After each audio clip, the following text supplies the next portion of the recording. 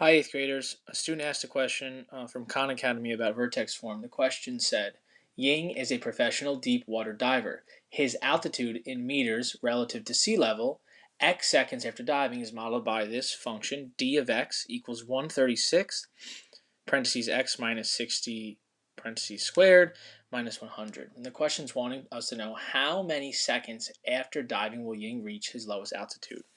So the first thing that we should do is I would just try to draw a little sketch of this graph in our heads to think about what's happening here. So the first thing I notice is that the coefficient of our function in vertex form is positive, which lets me know the function is opening upwards, something like this.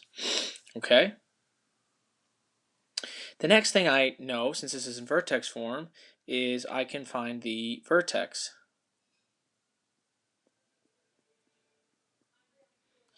The vertex is going to be the x value when this piece of the function is equal to 0, which is 60, and then our y value for the vertex is negative 100.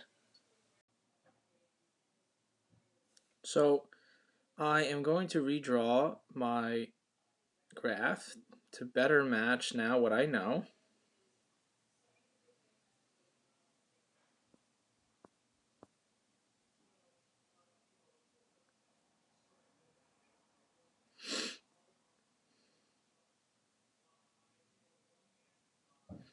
So we know that at x equals 60, our diver will be at negative 100 meters. So our vertex is at 60, negative 100.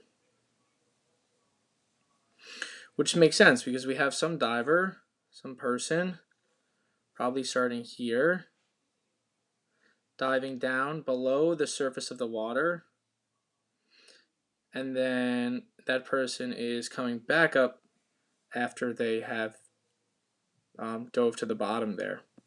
So what does this tell us? Now we know the diver Ying reached his max depth at x equals 60 seconds, and his depth was y equals negative 100 meters.